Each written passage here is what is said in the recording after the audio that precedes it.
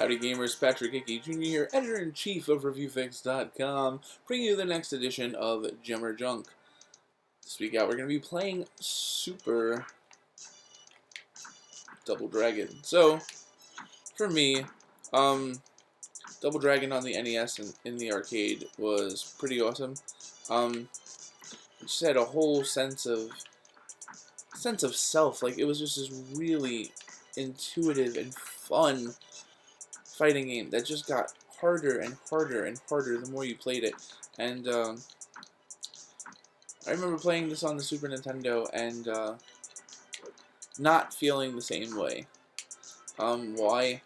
Because even though like some of these backgrounds are really cool and stuff, I feel like the way the original Double Dragon started, with you going after the girl and her just getting knocked out by these guys, it was like, it was so cool and so different, you know? It's like how Streets of Rage made you feel.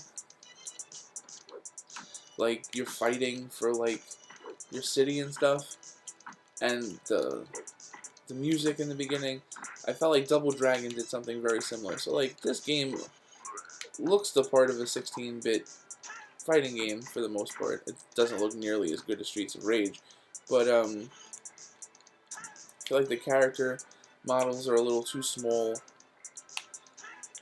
and even though like the animations are pretty good, it just it doesn't have that same jump that the original Double Dragon had, you know?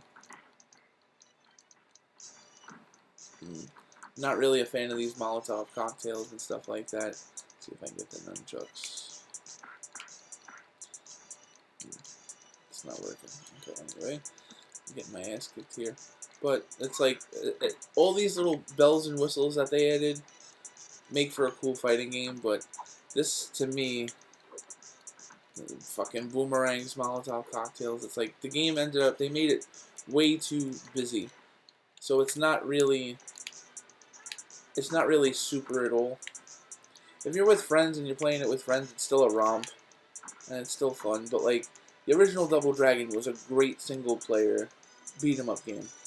You didn't have to have another player, and I feel like this game totally depends on having another person around. So, anyway, Gem or Junk, I'm gonna say overall, like, in terms of like beat-em-up games, in the big scheme of things, this is still a gem.